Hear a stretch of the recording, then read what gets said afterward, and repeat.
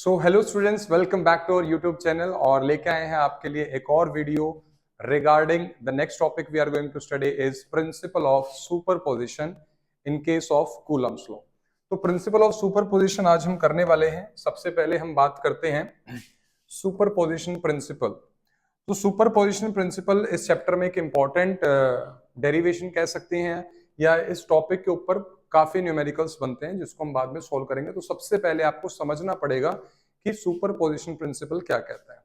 Superposition principle की अगर आप पहली बात कर रहे हैं डेफिनेशन की, डेफिनेशन कहता है the net force acting on a given point charge. आपके पास कोई भी पॉइंट चार्ज है due to a number of point charges, यानी कि हमारे पास एक पॉइंट चार्ज है, उसके अलावा और भी कई पॉइंट चार्जेस उसके आसपास हैं।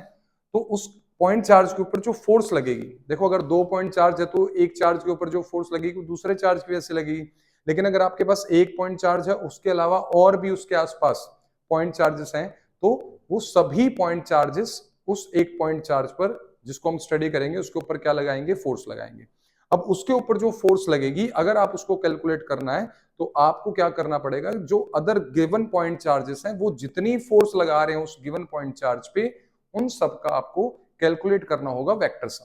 मैं आपको समझाने की कोशिश करता हूं और यहां पर एक बात आपको बहुत ध्यान रखनी है, जो टर्म लिखी है वेक्टर सम, आप इसका एल्जेब्रिक सम नहीं कर सकते कि मैंने एक पॉइंट चार्ज रख दिया उसके आसपास बगल में कई सारे पॉइंट चार्जेस हैं तो वो ये वाला इसके ऊपर लगाएगा, ये वाला इसके ऊपर फोर्स लगाएगा, ये वाला इसके, हर चार्ज उस पॉइंट चार्ज को जिसको हम स्टडी करेंगे उसके ऊपर फोर्स अप्लाई करेगा।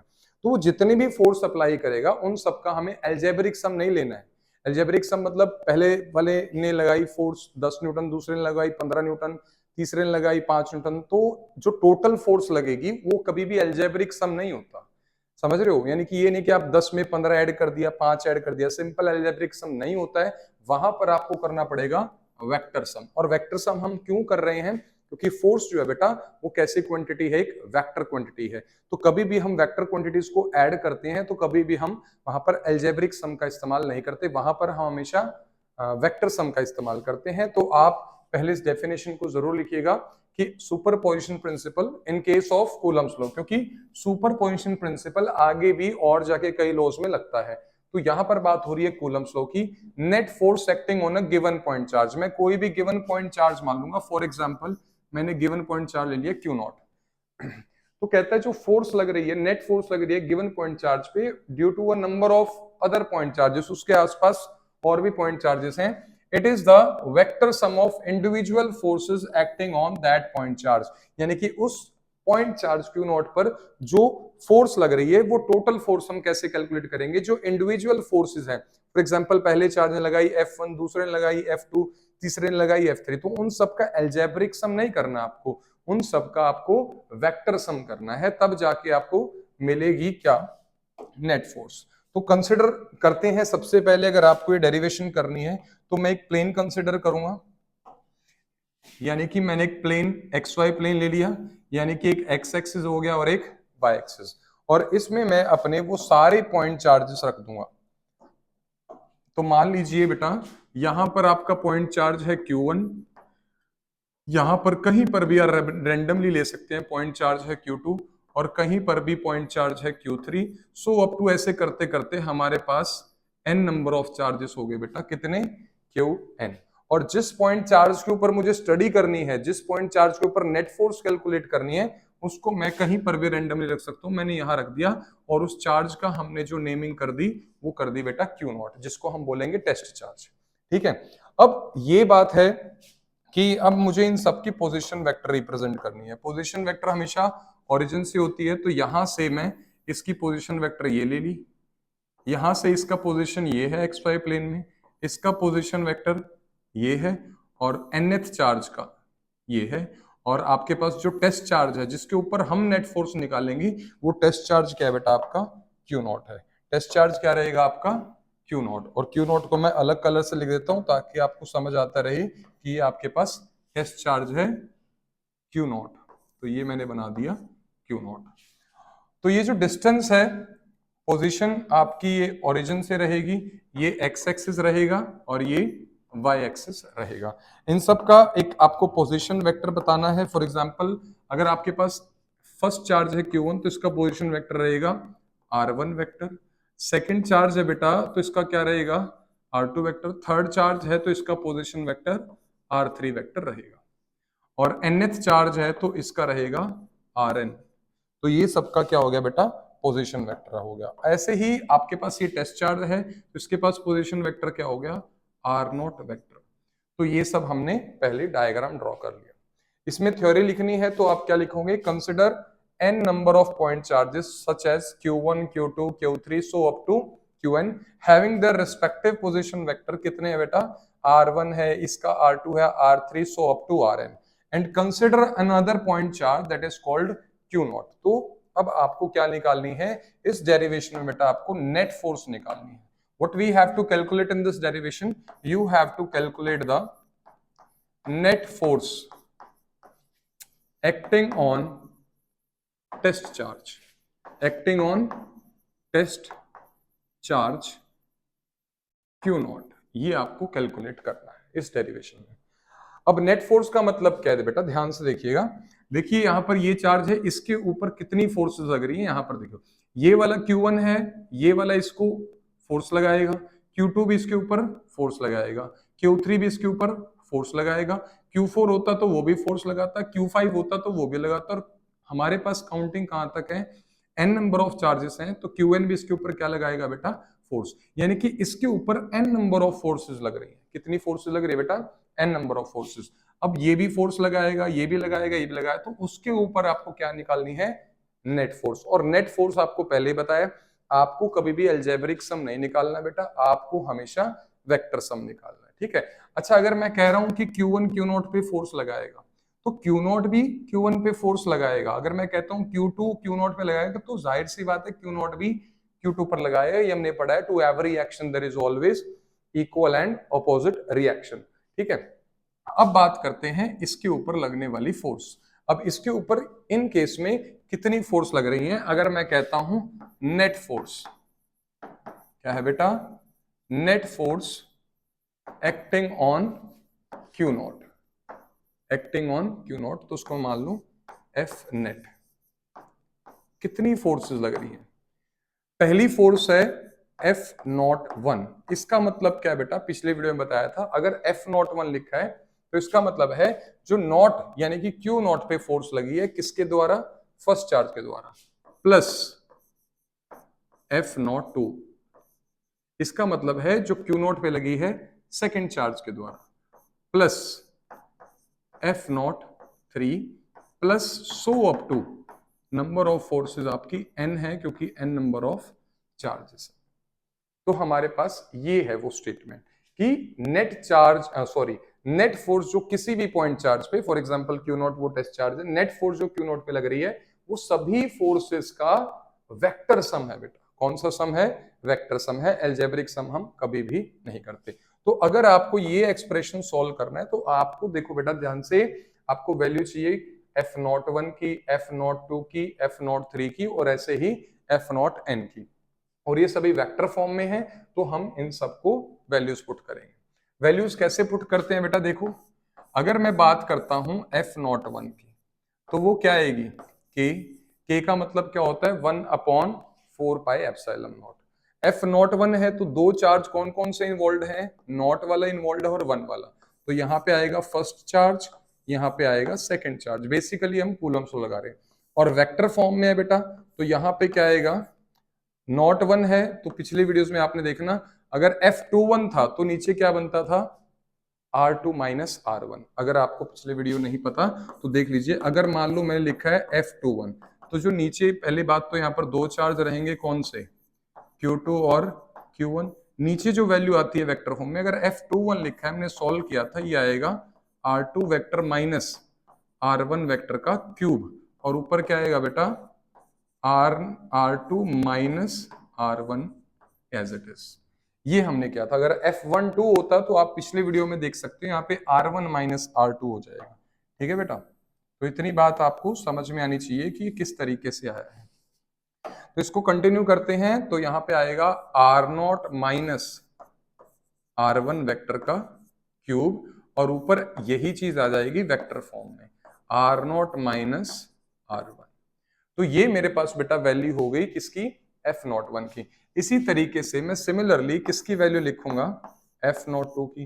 तो आप खुद भी ट्राई कर सकते हो। अगर मेरे को F02 की वैल्यू निकालनी है, F02 का मतलब क्या है कि जो Q0 चार्ज पे फोर्स लगी है किसके द्वारा, Q2 के द्वारा।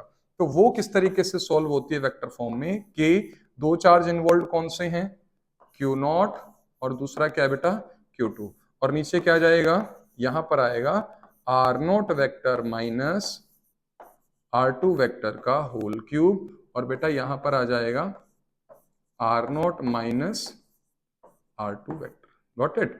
तो ये हमारे पास हो गया F01 और F02, दो वैल्यूज हो गई। F03 की भी इसी तरीके से, और इसी तरीके से हम F0n की वैल्यू सिमिलरली लिख देंगे। तो यहाँ पे आएगा F03, तो वो आ जाएगा बेटा K, दो चार्ज इन्वॉल्व कौन से हैं, Q0 और Q3, बाय में वैल्यूज आ जाएंगी R0 माइनस R3 का क्यूब, और इधर आ जाएगा बेटा R0 माइनस R3। सिंपल है। सिमिलरली लास्ट वैल्यू हमारे पास F03, F04 जितने भी चार्जेस हैं, अब आपके पास क्या आएगी बेटा, लास्ट वैल्यू आ गई F0n। तो F0n का वैल्यू क्या आएगा बेटा, K, दो चार्ज कौन कौन से इन्वॉल्व हैं, Q0, और nth चार्ज का नाम क्या है, Qn, और वेक्टर की फॉर्म में लिखना है तो R0 vector minus Rn vector का क्यूब, और ये आ जाएगा R0 माइनस Rn वेक्टर। ठीक है बेटा, बहुत सिंपल है, कुछ भी इसमें मुश्किल नहीं है। तो आपके पास ये सारी वैल्यूज आ गई। अब इन सभी वैल्यूज को, इस इक्वेशन को मैं इक्वेशन नंबर फर्स्ट मान लेता हूं। जो हमारे पास मेन जो स्टेटमेंट के अकॉर्डिंग स्टेटमेंट के अकॉर्डिंग क्वेश्चन है उसको मैं 1 मान लेता हूं, और इन सभी वैल्यूज को, ये जितनी भी वैल्यूज हैं, जितनी भी वैल्यूज हैं, इन सबको मैं क्या कर लेता हूं बेटा, इन सभी वैल्यूज को F01 से लेके F0 तक, ये सभी वैल्यूज मेरे को पुट करनी होंगी कहां पर, we have to put these 4 equations in equation number 1, और आपके पास डेरिवेशन कंप्लीट हो जाएगी। तो करते हैं अब इनको। नेक्स्ट, तो आपको अगर नेट फोर्स निकालनी है, नेट फोर्स, और किसके ऊपर निकाल रहे हैं बेटा, Q0 के ऊपर, तो सबको ऐड कर दो। तो सारी वैल्यूज आपके सामने है, दोबारा से हम इसको लिख देंगे। पहली वैल्यू क्या रहेगी, K Q0 Q1 bye R0 minus R1, sorry यहाँ पर ये मॉडुलस रहेगा, R0 माइनस R1 वेक्टर का क्यूब, और इधर आ जाएगा R0 vector minus R1 vector. और फिर इसमें दूसरी इक्वेशन भी पुट वैल्यू करनी है, तो वो दूसरी वैल्यू क्या है, F02 की, वो क्या है बेटा, K Q0 Q2 by R0 minus R2, दो चार्जेस यही हैं, और ऊपर आ जाएगा R0 minus R2 vector form में। ठीक है बेटा, इसी तरीके से आपको तीसरी वैल्यूज भी यहां पर हम पुट कर देंगे। तीसरी वैल्यू जो आपके पास आएगी वो आएगी K Q0 Q3 by R0 vector minus R2 vector, sorry यहाँ पर आपके पास R3 वेक्टर आएगा बेटा, R3 इसका क्यूब, और ऊपर as it is vector R0 minus R3 vector plus, so up to क्या था, F0n, जिसकी वैल्यू क्या है, K Q0 Qn by R0 vector minus Rn का क्यूब, और R0 vector minus Rn vector. तो इसमें तो एज सच कुछ भी प्रॉब्लम नहीं आनी चाहिए कि आपने सभी वैल्यूज जो हैं पुट कर ली हैं इक्वेशन नंबर फर्स्ट में। अब आपको यहाँ पर कुछ कॉमन दिख रहा होगा, वैसे तो यही बात है कि आपने इन सबको ऐड कर दिया, और तो अभी फिलहाल कुछ किया नहीं है। जो कॉमन है सब में वो आप देख लीजिए, K Q0 सब में कॉमन होएगा बेटा, K Q0 सब में क्या है, कॉमन है, और K का मतलब आपको पता होना चाहिए, K का मतलब होता है 1/4 pi epsilon not. Epsilon not का मतलब क्या है, हमने इस डेरिवेशन में जो टेस्ट चार्ज है, जितने भी चार्जेस रखे हैं वो फ्री स्पेस या फिर वैक्यूम में रखे हैं। ठीक है बेटा, तो अब आपको यहाँ पे कॉमन लेना है। कॉमन क्या आएगा बेटा, K Q0 हमारे पास कॉमन आ गया, तो हमारे पास अंदर क्या बच गया, इधर बच गया Q1 R0 minus R1 by R naught vector minus R1 vector का क्यूब प्लस यहां से के क्यू नॉट बाहर आ चुका है तो इधर क्या बच जाएगा Q2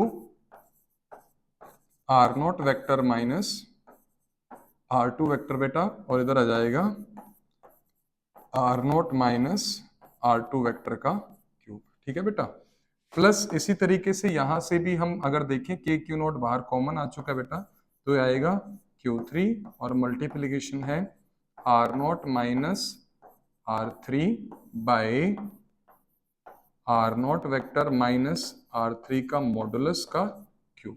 सिमिलरली इसी तरीके से so up to NH charge था तो के क्यू नॉट ऑलरेडी बाहर आ चुका है, so what you are left with QN R naught vector minus RN vector divided by R naught minus RN vector का क्यूब।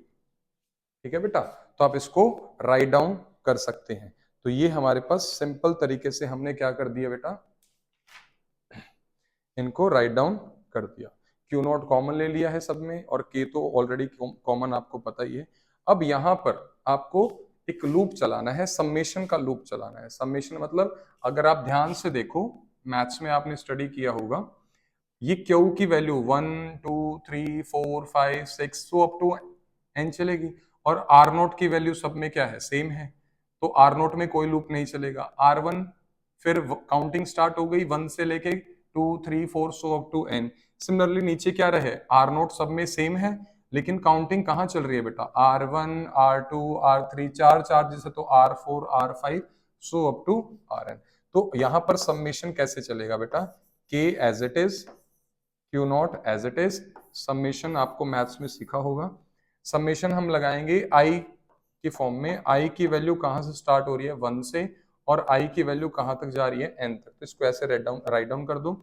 अब यहां पर आपके पास क्या बचेगा, Q 1 2 3 4, तो Q के पैर में क्या आएगा, काउंटिंग कहां से 1 से n तक है तो Q के पैर में I ब्रैकेट। आर नोट सब में सेम है तो यहां पर भी मैंने आर नोट को एज इट इज लिख दिया माइनस। अब देखो R1 R2 R3 R4 so up to Rn है, तो मतलब यहां पर फिर काउंटिंग स्टार्ट हो गई और काउंटिंग के लिए हमने क्या लिखा है, I, इस तरीके से। अब आ जाओ नीचे, नीचे मॉडुलस स्टार्ट कर दो। आर नोट सब में सेम है तो इसमें काउंटिंग नहीं चल रही, तो ये मैं लिख दिया आर नोट माइनस, अब R1 R2 R3, फिर I की वैल्यू लूप स्टार्ट हो गया तो यहाँ पे लिखेंगे आर आई वेक्टर और इसका क्यूब। ठीक है बेटा, तो ये आपके पास क्या हो गया, नेट फोर्स आ गया। अब यहां पर वैसे तो आपके डेरिवेशन यहीं पर खत्म होगी कि जो नेट फोर्स लगता है उसका एक्सप्रेशन ये आ गया। ठीक है बेटा, आपकी डेरिवेशन यहां कंप्लीट होगी। तो this is the expression for the net force acting on test charge Q naught due to other number of charges present around it. The other number of charges we are talking about are the Q1, Q2, Q3, Q4 so up to Qn।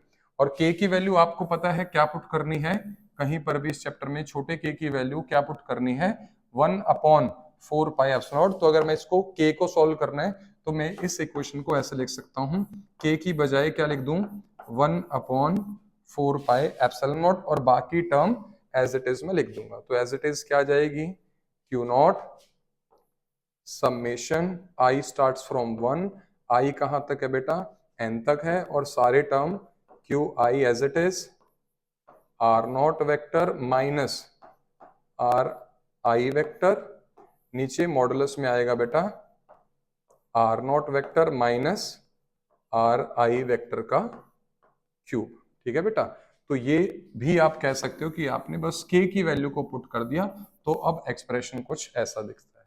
तो this was the derivation for the net force acting on the test charge Q naught due to other number of charges present around it. So ये आपको derivation है, hope आप सबको ये derivation समझ में आई होगी। तो ये हमने आज जो टॉपिक करा है वो करा है बेटा प्रिंसिपल ऑफ सुपरपोजिशन। ठीक है बेटा, और इसके अकॉर्डिंग यानी कि इस टॉपिक के अकॉर्डिंग हम बहुत सारे यहाँ पर न्यूमेरिकल्स की भी प्रैक्टिस कर सकते हैं, वो आपको अभी मैं स्टार्ट करवा देता हूँ। तो जिन्होंने राइट डाउन नहीं किया है वो इसको राइट डाउन कर सकते हैं। ठीक है, और स्टार्ट कहाँ से हो रही है डेरिवेशन, स्टार्ट हो रही है यहाँ से कि हमने क्या ले लिया बेटा, n नंबर ऑफ चार्जेस और उनके बीच में एक टेस्ट चार्ज ले लिया क्यू नॉट। टेस्ट चार्ज पे हमने क्या कैलकुलेट करी है, फोर्स।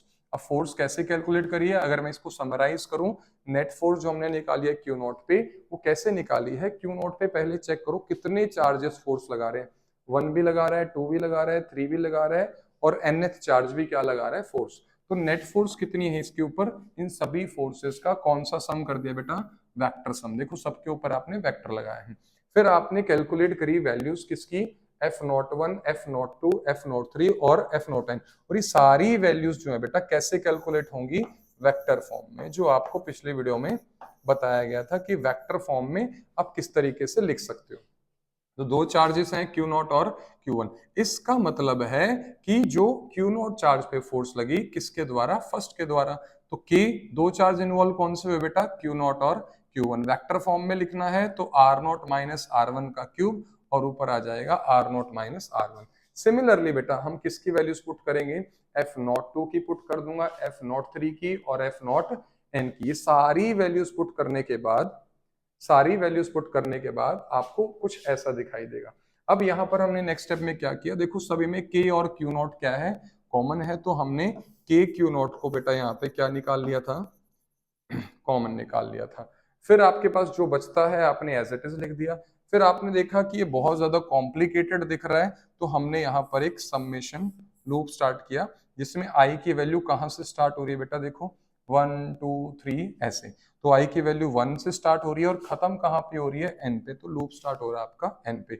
मान लो यहाँ पर सिर्फ 4 चार्जेस की बात करते हैं, 4 चार्जेस की बात करते, 5 की बात, फॉर एग्जाम्पल यहाँ पे 5 अदर चार्जेस हैं, तो यहाँ पे आई की वैल्यू 1 से स्टार्ट होती है और एन की बजाय हम क्या लिखते, 5 लिखते, जितने नंबर ऑफ चार्जेस है। अब हमारे पास नंबर ऑफ चार्जेस कितने हैं बेटा, n नंबर ऑफ चार्जेस है, तो हमारी लिमिट कहां तक जा रही है काउंटिंग की, n तक।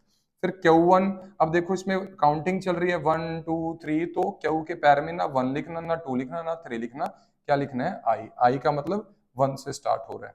फिर आर नोट में आप नहीं लगाओगे, देखो R naught as it is है, आर नोट की वैल्यू हर जगह सेम है, तो ये R naught as it is. फिर आर आई क्यों लगा, क्योंकि फिर आपका लूप स्टार्ट हो गया 1 2 3, तो यहाँ पर हमने लूप के लिए क्या लगा दिया, आई लगा दिया, डिवाइडेड बाय, देखो बेटा फिर आर नोट हर जगह है, तो उसको एज इट इज लिख दिया। फिर देखो आर के पैर में जो नंबर है वो धीरे धीरे देखो 1 2 3 4, तो मतलब आई की वैल्यू स्टार्ट हो गई, तो आई।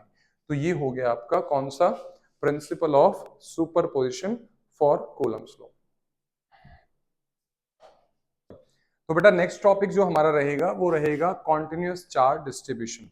अभी तक हमने जो कूलम्स लॉ अप्लाई किया है वहां पर हमने बात करी है कि कूलम्स लॉ की ना एक ड्रॉबैक होती है कि कूलम्स लॉ आप तभी अप्लाई कर सकते हो अगर जो दो चार्जेस हैं या जितने भी नंबर ऑफ चार्जेस हैं वो सभी पॉइंट चार्जेस हैं। समझ में आई बात। लेकिन अगर आपके पास चार्ज डिस्ट्रीब्यूटेड फॉर्म में है, फॉर एग्जाम्पल जो चार्ज है वो किसी एक पॉइंट पर नहीं है, यानी कि कोई जो चार्ज है वो डिस्ट्रीब्यूटेड है, किसी वायर के ऊपर डिस्ट्रीब्यूटेड है या किसी शीट के ऊपर डिस्ट्रीब्यूटेड है या कोई भी 3D ऑब्जेक्ट के ऊपर डिस्ट्रीब्यूटेड है, तो हम उसको पॉइंट चार्ज कंसिडर नहीं करते। समझ में आई। फॉर एग्जांपल जैसे मेरे पास ये पेन है, इसके लेंथ के ऊपर अगर बहुत सारा चार्ज डिस्ट्रीब्यूटेड है तो हम उसको पॉइंट चार्ज कंसिडर नहीं करेंगे। या कोई भी आपके पास शीट है, फॉर एग्जाम्पल मैं मान लेता हूं कि ये आपके पास एक शीट है, इस शीट के ऊपर क्या है बेटा, बहुत सारे क्या है, चार्जेस डिस्ट्रीब्यूटेड है, और वो चार्ज डिस्ट्रीब्यूशन कैसे, यूनिफॉर्मली, मतलब जो चार्ज डिस्ट्रीब्यूटेड है इस गिवन एरिया पे यूनिफॉर्म तरीके से डिस्ट्रीब्यूटेड है।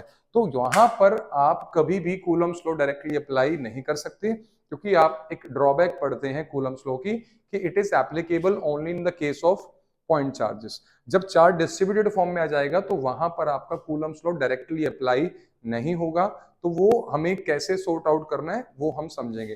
तो सबसे पहले हम बात करते हैं बेटा कॉन्टिन्यूअस चार्ज डिस्ट्रीब्यूशन की। कॉन्टिन्यूअस चार्ज डिस्ट्रीब्यूशन कितने टाइप का होता है बेटा, 3 टाइप का। 3 टाइप का कौन कौन सा कॉन्टिन्यूअस चार्ज डिस्ट्रीब्यूशन है बेटा, सबसे पहला है लीनियर चार्ज डिस्ट्रीब्यूशन, दूसरा है सरफेस चार्ज डिस्ट्रीब्यूशन, और तीसरा है वॉल्यूम चार्ज डिस्ट्रीब्यूशन। नाम से ही पता चल रहा है कि लीनियर चार्ज डिस्ट्रीब्यूशन का मतलब क्या है। लीनियर चार्ज डिस्ट्रीब्यूशन का जो मतलब रहेगा वो मैं आपको बता देता हूं।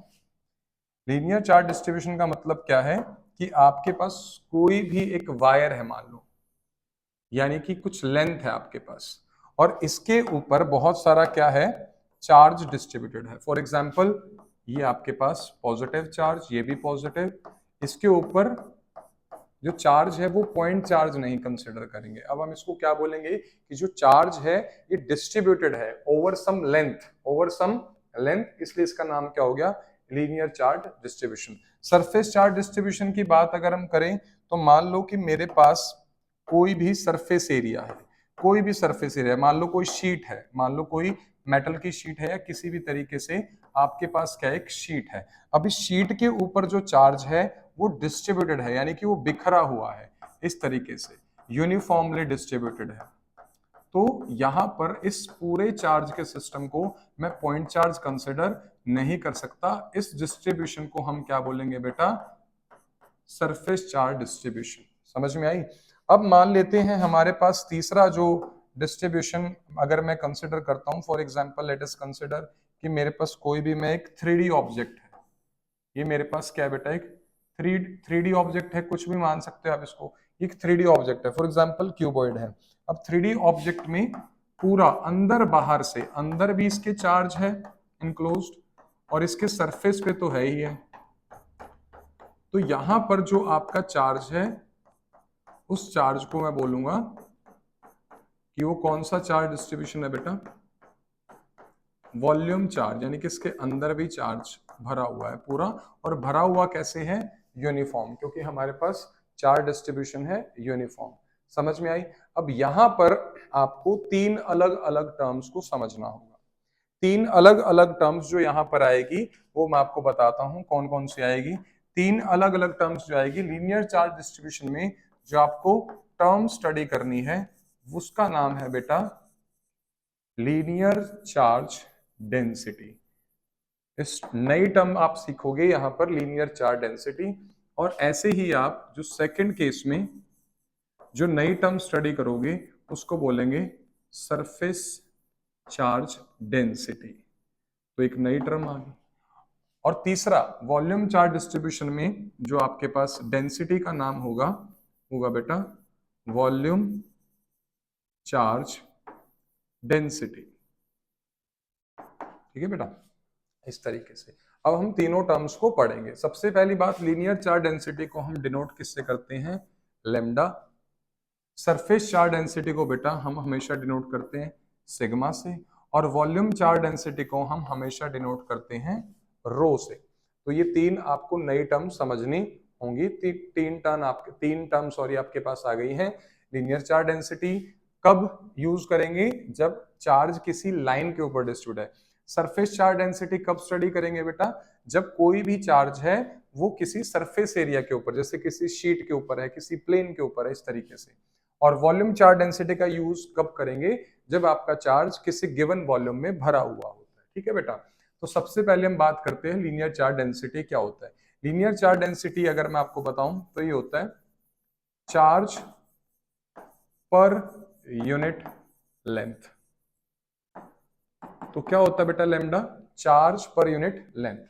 और यहां पर अगर मैं बात करूं सरफेस चार्ज डेंसिटी, समझ गए होगे सिग्मा किसके इक्वल होगा, इसको मैं लिख सकता हूं charge per unit surface area या surface, charge per unit surface area, इसको मैं मानता हूं सिग्मा। सिमिलरली अगर मैं बात करूं वॉल्यूम चार्ज डेंसिटी की, तो वॉल्यूम चार्ज डेंसिटी क्या आएगा, जो भी चार्ज है इसके ऊपर, जितना भी टोटल चार्ज है, चार्ज पर यूनिट वॉल्यूम, इसको मैं मानता हूं रो। ठीक है बेटा। अब ये आपको समझ में आ गया नई टर्म्स क्या है। अब इनका फॉर्मूलाज क्या बनेगा, तो मान लेते हैं कि इस वायर की जो टोटल लेंथ है बेटा, इस वायर की जो टोटल लेंथ है कितनी है, एल है, यानी कि यहां से यहां तक इस वायर की जो लेंथ है वो कितनी है, एल है। और जो अमाउंट ऑफ चार्ज है, जितना भी कलेक्टिवली अमाउंट ऑफ चार्ज बनता है, इसको मैंने क्या मान लिया, क्यू। ऐसे ही मान लो इसका जो सरफेस एरिया है, इस शीट का जो एरिया है वो कितना मान लिया, ए, और इसके ऊपर जितना भी ये चार्ज दिख रहा है इस पूरे चार्ज को क्या मान लिया मैंने, क्यू। ठीक है। इसी तरीके से मान लो इसमें अमाउंट ऑफ चार्ज कितना है बेटा, क्यू, और इस पूरे क्यूबॉइड का जो वॉल्यूम है वो मैंने क्या मान लिया, वी। तो लेंथ को मान लिया इस केस में एल, एरिया को मान लिया ए, और वॉल्यूम को मान लिया वी, और यहां पर चार्ज की वैल्यू है क्यू। तो मुझे बताओ लेमडा की वैल्यू क्या होगी बेटा, charge per unit length, charge Q per unit length. तो लेमडा का फॉर्मूला क्या आ गया बेटा, क्यू बाई एल। तो इसकी एसआई यूनिट क्या बनेगी, यानी कि लेमडा की एसआई यूनिट या लीनियर चार्ज डेंसिटी की एसआई यूनिट क्या बनेगी, एसआई यूनिट क्या बनेगी बेटा, चार्ज पर यूनिट लेंथ है तो चार्ज की एसआई यूनिट क्या होती है, coulomb divided by metre, length की यूनिट मीटर। तो एसआई यूनिट क्या होगी, कूलम पर मीटर। अगर मैं यहां पर बात करता हूं एसआई यूनिट की, तो वो क्या होगी, कूलम, पहले यहाँ पे हम फॉर्मूला लिखते हैं। फॉर्मूला क्या आएगा यहाँ पर, सिग्मा का फॉर्मूला क्या आएगा बेटा, charge per unit surface area यानी कि क्यू बाय में ए। सिग्मा का फॉर्मूला क्या आ गया बेटा, क्यू बाय में ए। तो हमारे पास सिग्मा का जो फॉर्मूला आ गया Q by A.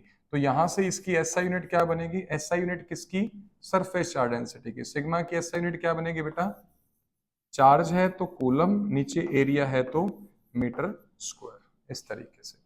Similarly charge per unit volume यानी कि रो का फॉर्मूला क्या आएगा, charge per unit volume, charge कितना है क्यू है, वॉल्यूम कितना है वी है। तो रो का फॉर्मूला हो गया चार्ज पर यूनिट वॉल्यूम के हिसाब से क्यू बाय वी।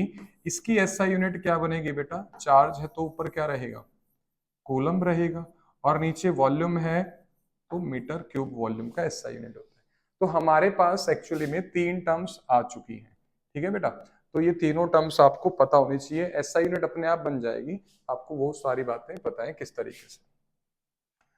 तो अगर कूलम्स लॉ कभी भी आता है, मान लो मैं कहता हूं एक ये चार्ज है, यहाँ क्या चार्ज है क्यू, और यहाँ कहीं पर मान लो दूसरा चार्ज है क्यू नॉट, तो आप यहां पर डायरेक्टली कूलम्स लॉ अप्लाई नहीं कर सकते। ये तो पॉइंट चार्ज है लेकिन ये पॉइंट चार्ज नहीं है।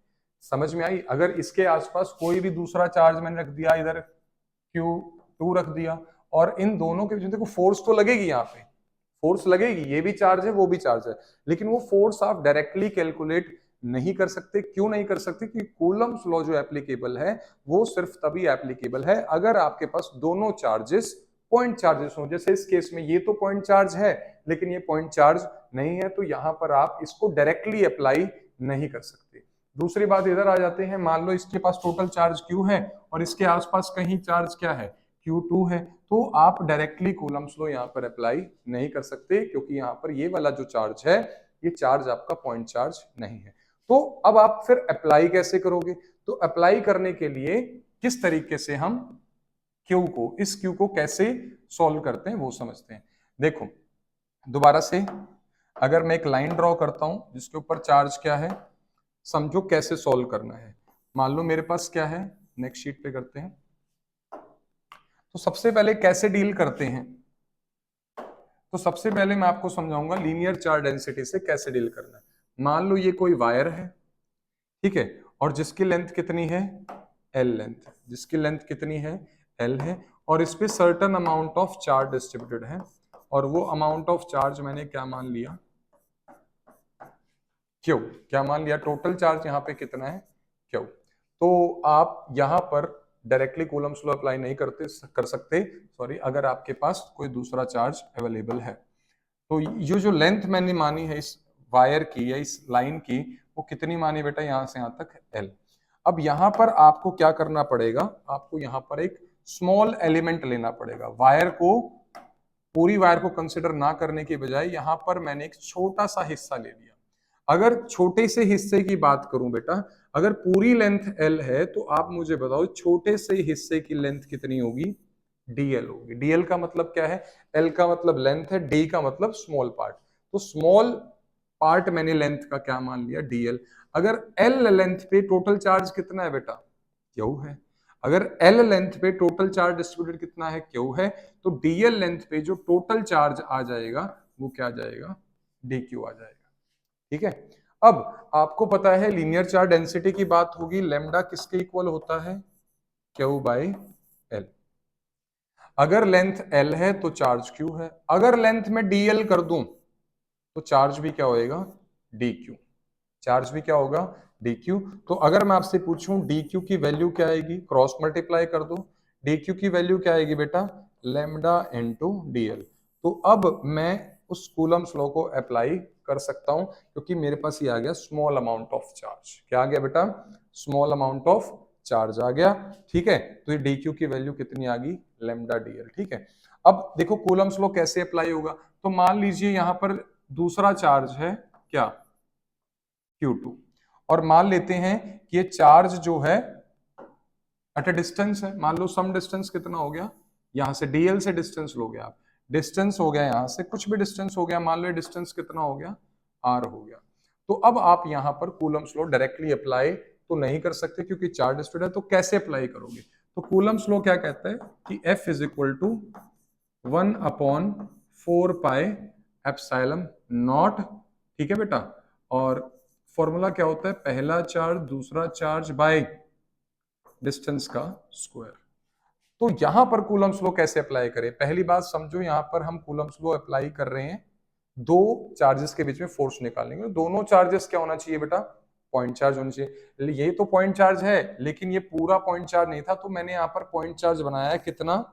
D Q. ये पॉइंट चार्ज की तरह बिहेव करेगा, बिकॉज बहुत स्मॉल लेंथ मैंने डीएल ली है, तो उसपे बहुत स्मॉल चार्ज कितना है? D Q. So now this D Q will behave as a point charge. तो अब जो फोर्स रहेगी वो डी एफ हो जाएगी, फोर्स भी स्मॉल हो जाएगी। स्मॉल फोर्स है, डीएफ का मतलब है स्मॉल फोर्स। स्मॉल फोर्स क्यों लग रही है? क्योंकि इसमें से जो डी क्यू चार्ज है बहुत स्मॉल चार्ज है। तो DF is equal to 1/4 pi epsilon naught. Q1 Q2 दो चार्जेस कौन कौन से हैं? एक DQ है और एक Q2 है। तो मैं लिख देता हूं, एक चार्ज क्या है बेटा? DQ है, और दूसरा चार्ज क्या है?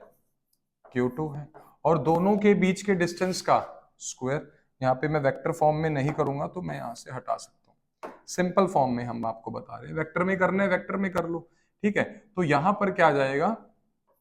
आर का स्क्वायर।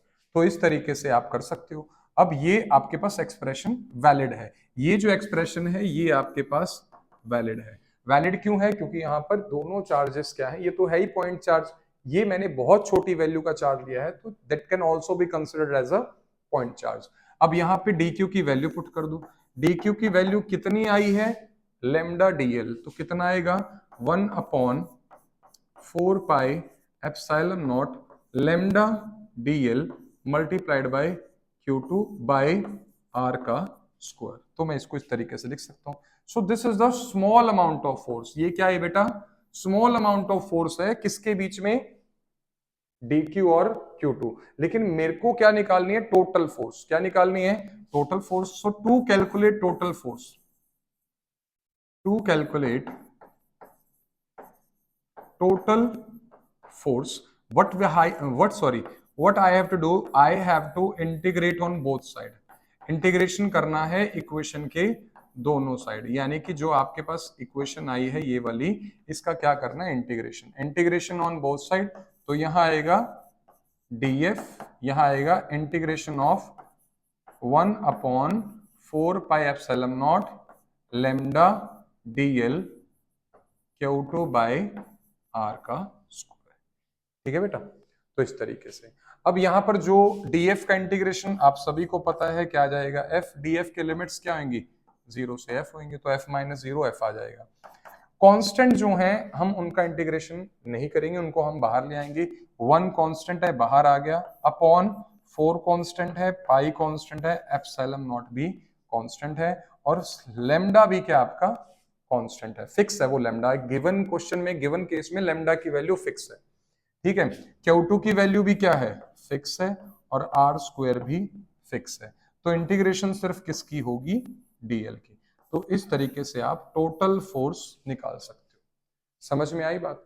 तो इंटीग्रेशन सिर्फ किसकी होगी? डीएल की। समझ में आई बात? अब वो अकॉर्डिंग टू क्वेश्चन क्या आता है। फॉर एग्जाम्पल ये जो लाइन के ऊपर चार्ट डिस्प्यूट है, इसकी बजाय अगर आपको क्वेश्चन आ जाए, देखो बेटा, इसकी बजाय अगर आपको क्वेश्चन आ जाए कि आपके पास क्या है, एक इधर बना देते हैं, आपके पास एक रिंग है। क्या है बेटा? एक रिंग है, रिंग है, और इसके ऊपर क्या डिस्ट्रीब्यूटेड है? चार्ज। इसकी सरफेस पे नहीं, इसकी लेंथ पे, इसके सरकमफ्रेंस पे क्या डिस्ट्रीब्यूटेड है बेटा? चार्ज। और मान लेते हैं कि इस रिंग का जो रेडियस है वो कितना है? आर है। तो अब कैसे सॉल्व करोगे? तो अब डीएल का इंटीग्रेशन पे बात रुकी थी। अगर इस केस की बात करें, इस केस की बात करें तो ये फॉर्मूला आप यहां अप्लाई कर सकते हो। कैसे?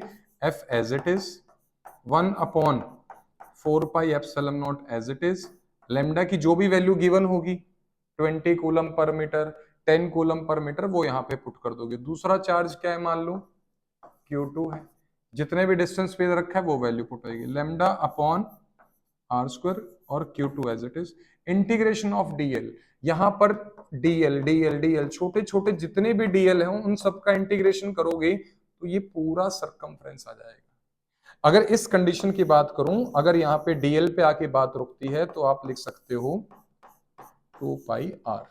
समझ में आई? अगर मैं छोटे छोटे इसके डीएल में पार्ट्स तोड़ देता हूं, जब सारे डीएल को कलेक्ट करूंगा, इनका जो सम होगा वो किसके इक्वल होगा? 2 पाई आर। तो आपके पास क्वेश्चन आ गया 2 पाई आर। आर से एक आर कैंसिल हो गया, पाई से एक पाई कैंसिल हो गया, 2 2 जार 4, तो हमारे पास क्या बचा? Q2 upon 2 epsilon not are. तो ये आपके पास इतनी फोर्स बचेगी बेटा, और लेमडा भी है, सॉरी। तो क्यों जरूरी है आपको सरफेस चार्ज डिस्ट्रीब्यूशन पढ़ना, लीनियर चार्ज डिस्ट्रीब्यूशन पढ़ना है, वॉल्यूम चार्ज? क्योंकि जो आपके पास कूलम्स है बेटा, वो आप डायरेक्टली अप्लाई नहीं कर सकते अगर आपके पास दोनों चार्ज पॉइंट चार्जेस नहीं है। अगर एक भी चार्ज उसमें चार्ज डिस्ट्रीब्यूटेड की फॉर्म में है तो वो आपको क्या करना पड़ेगा? पॉइंट चार्ज की फॉर्म में लेके आना पड़ेगा। तो वो तभी लेके आओगे अगर आपको इस चीज की नॉलेज है। समझ में आई? दोबारा देख लो, मान लीजिए एक लेंथ L है वायर की, जिसके ऊपर चार्ज डिस्ट्रीब्यूटेड कितना है? Q। तो मैं एक स्मॉल, अगर L लेंथ पे Q चार्ज है तो DL पे कितना चार्ज होगा? DQ। अगर लेमडा Q बाई L है तो it can also be known as DQ by DL। तो स्मॉल चार्ज की वैल्यू आ गई कितनी? Lambda DL। और अगर मैं यहाँ पर कूलम्स लॉ अप्लाई करना है, दूसरा charge Q2 at a distance R। R distance देखो, यहाँ से कुछ होगा, यहाँ से कुछ, यहाँ से कुछ। आपने R डिस्टेंस कहाँ से लेना है? जहां पर भी आपने DL कंसिडर करा है। अगर मैं DL यहाँ कंसिडर करता हूं तो ये डिस्टेंस R कुछ और वैल्यू का होगा। तो इस तरीके से आपको ये तीनों चार्ज डेंसिटी सॉल्व करनी आनी चाहिए। अब ऐसे ही अगर मैं सरफेस चार्ज डिस्ट्रीब्यूशन को सॉल्व करूं, सिर्फ वैल्यूज आपको बताऊंगा। मान लो हमारे पास कुछ सरफेस एरिया है और इसके ऊपर क्या डिस्ट्रीब्यूटेड है बेटा? Uniformly some amount of charge distributed. तो यहां से DQ कैसे निकालेंगे वो समझना। अब यहां बताओ, सिग्मा लगेगा, लेमडा लगेगा, सिग्मा लगेगा, लेमडा लगेगा या रो लगेगा? तो चार्ज सरफेस पे डिस्ट्रीब्यूटेड है तो यहां पर लगेगा सिग्मा। सिग्मा। मान लीजिए टोटल चार्ज कितना है? Q। और मान लो इस शीट का जो एरिया है वो कितना मान लिया मैंने? A। तो सिग्मा हमने पढ़ा है क्या होता है? Charge per unit area. अब पूरे को स्टडी करने की बजाय मैं क्या लेता हूं, इसमें छोटा सा पार्ट लेता हूं। पूरा एरिया A है, मैंने स्मॉल पोर्शन ये ले लिया। यहां सारे को क्या डिस्ट्रीब्यूटेड बेटा? यूनिफॉर्मली, यानी कि बराबर तरीके से चार्ज डिस्ट्रीब्यूशन। तो मैंने एक स्मॉल एरिया ये ले लिया। अगर पूरे का एरिया कितना है? A है, तो स्मॉल पार्ट का एरिया कितना होगा? DA। अगर एरिया A के पास टोटल चार्ज कितना है? Q। तो DA के पास कितना चार्ज होगा? DQ। क्योंकि चार्ज कैसे डिस्ट्रीब्यूटेड है? यूनिफॉर्मली। ठीक है, तो हमारे पास sigma can be written as DQ by DA। तो यहां पर DQ की वैल्यू कैसे कैलकुलेट करोगे? DQ is equal to sigma multiplied by DA। तो ये आ गया आपके पास। अब ये DQ चार्ज किसकी तरह बिहेव करेगा? पॉइंट चार्ज की तरह। अब बात करते हैं नेक्स्ट, वॉल्यूम चार्ज डिस्ट्रीब्यूशन में कोई भी 3D वॉल्यूम ले सकता हूं, कोई भी। फॉर एग्जांपल मैं वही ले लेता हूं। तो ये मेरे पास एक क्यूब है, क्या है बेटा? एक क्यूब है, और ये पूरा क्यूब, इसकी पूरी वॉल्यूम अंदर से भरी हुई है। ये पूरा क्यूब अंदर से भरा हुआ है विद सम चार्ज Q, और इस पूरे क्यूब की जो वॉल्यूम है that is taken as V। ठीक है बेटा? तो यहां पर कौन सी चार्ज डेंसिटी लगेगी? यहां पर लगेगी कौन सी? Volume charge density. कौन सी लगेगी बेटा? वॉल्यूम चार्ज डेंसिटी, जो हम किससे रिप्रेजेंट करते हैं? रो से, जो क्या होता है? Charge per unit volume we. अब पूरी वॉल्यूम को स्टडी करने की बजाय मैं एक छोटा वॉल्यूम का हिस्सा लेता हूं।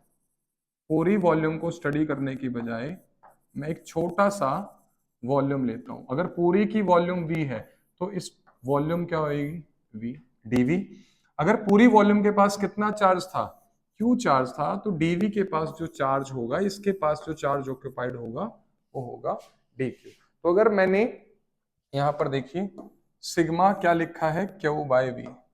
सिग्मा क्या लिखा है बेटा, सॉरी रो क्या लिखा है बेटा, Q by we.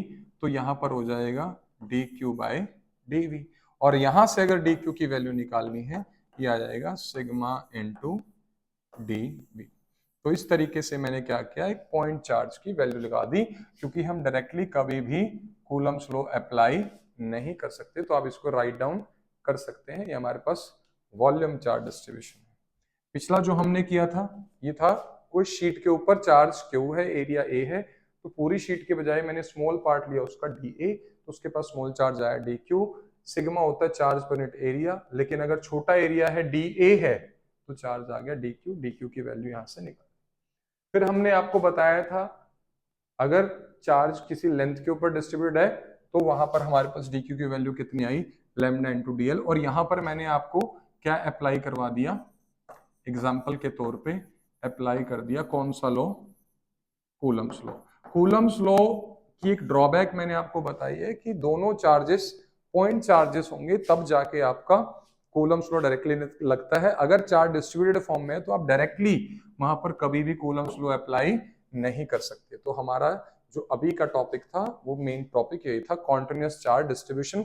When charge is not a point charge, it is instead distributed, it can be distributed over some, it can be distributed over some length, over some surface area, or over some volume. That volume can be of cube, can be of cuboid, sphere, कुछ भी हो सकती है। समझ में आई। अब यहां पर एरिया किस चीज का हो सकता है, area of triangle, triangular lamina भी हो सकता है, एरिया ऑफ शीट हो सकता है, एरिया ऑफ स्क्वायर शीट हो सकता है, रेक्टेंगुलर शीट हो सकता है। समझ में आई। सर्कल के ऊपर चार्ज डिस्ट्रीब्यूशन है, समझ में आए। अगर सर्कल के स्फीयर पे, सर्कल के सरफेस पे चार्ज डिस्ट्रीब्यूशन है तो ये लगेगा। अगर सर्कल की बजाय उसने रिंग की बात करी है, देखो रिंग क्या और सर्कल में डिफरेंस होता है। सर्कल का हम सरफेस एरिया कैलकुलेट करते हैं क्योंकि उसके पास एक एरिया होता है पाई आर स्क्वायर। रिंग का अगर मैं बात करूं तो अगर फाइन बाउंड्री की एक रिंग है तो वहां पर आप सरफेस चार्ज डिस्ट्रीब्यूशन कभी भी नहीं लगाएंगे, वहां पर हम लगाएंगे लीनियर चार्ज डिस्ट्रीब्यूशन। और उस रिंग की अगर लेंथ की जरूरत पड़ेगी तो वो लेंथ हमेशा कितनी होती है बेटा, 2 पाई आर। आर जहां पर क्या होगा, उसका रेडियस होगा। तो ये आपने आज 3 चीजें स्टडी करी हैं इस टॉपिक में, तो ये आप अपना राइट डाउन कर लीजिए। मिलते हैं नेक्स्ट वीडियो में, और नेक्स्ट वीडियो में हम आपको और जो फर्दर आपके सिलेबस में है उसको हम कंटिन्यूस करेंगे। तो thank you, have a nice day.